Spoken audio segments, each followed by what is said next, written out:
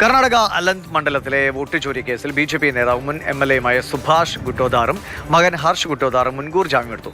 അറസ്റ്റുണ്ടാകുമെന്ന സൂചനയെ തുടർന്നാണ് നടപടി. വോട്ട് ചോരിക്ക് പിന്നിൽ ഗുട്ടോദാർ എന്ന കർണാടക പോലീസിന്റെ SIT കണ്ടെത്തിയിരുന്നു. കെ ബി ശ്രീധരൻ വിവരങ്ങളുമായിട്ടുണ്ട്. ശ്രീധരൻ, അങ്ങനെ മുൻകൂർ ജാമ്യം എടുക്കാനുണ്ടായ സാഹചര്യം എന്താണ്?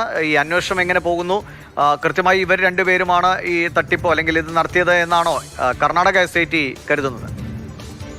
കർണാടക പോലീസിന്റെ പ്രത്യേക അന്വേഷണ സംഘമാണ് ഇത് അന്വേഷിക്കുന്നത്. കർണാടക സർക്കാരിന്റെ നിർദ്ദേശപ്രകാരമാണ് പുതിയ അന്വേഷണ സംഘമൊക്കെ രൂപീകരിച്ച് ഇങ്ങനെയൊരു അന്വേഷണം തുടങ്ങിയത്. ഏതായാലും അവരെ കണ്ടെത്തലനുസരിച്ച് കൽബുർഗിയിൽ ഒരു ഡാറ്റാ സെന്റർ ഇവർ നടത്തിയിരുന്നു. ഇതിനുവേണ്ടി പ്രത്യേകം ക്രമീകരിച്ചു.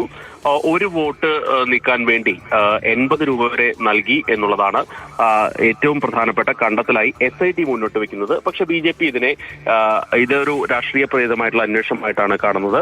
ഏതായാലും SITയുടെ ഭാഗത്തുനിന്ന് അറസ്റ്റ് പോലുള്ള കടുത്ത നടപടികൾ ഉണ്ടാകുമെന്നുള്ള സൂചനകൾ നേരത്തെ പുറത്തു വന്നിരുന്നു. ഇതിന് പിന്നാലെയാണ് മുൻ MLA കൂടിയായിട്ടുള്ള ഈ ഗുട്ടേദാറും അദ്ദേഹത്തിന്റെ മകൻ ഹർഷ ഗുട്ടേദാറും ഇപ്പോൾ കോടതിയെ സമീപിക്കുകയും പിന്നീട് അവിടെ നിന്ന് കഴിഞ്ഞ ദിവസം മുൻകൂർ ജാമ്യം നേടുകയും ചെയ്തത്. 1 ലക്ഷം രൂപ കെട്ടിവെക്കാനും കോടതി നിർദ്ദേശിച്ചിരുന്നു. അതോടൊപ്പം തന്നെ അന്വേഷണവുമായി പൂർണ്ണമായും സഹകരിക്കണമെന്നുള്ള ഒരു കാര്യം കൂടി കോടതി പറയുകയും ചെയ്തിരുന്നു. ഏതായാലും SITയുടെ അന്വേഷണം തടയുകയോ അല്ലെങ്കിൽ മറ്റു നടപടികൾ തടയുകയോ ചെയ്തിട്ടില്ല. പക്ഷേ അറസ്റ്റ് പോലുള്ള കടുത്ത നടപടികൾ ഉണ്ടായാൽ ജാമ്യം നൽകണം എന്നുള്ള ഒരു ഉത്തരവാണ് കോടതിയുടെ ഭാഗത്തുനിന്ന് ഉണ്ടായിരിക്കുന്നത്.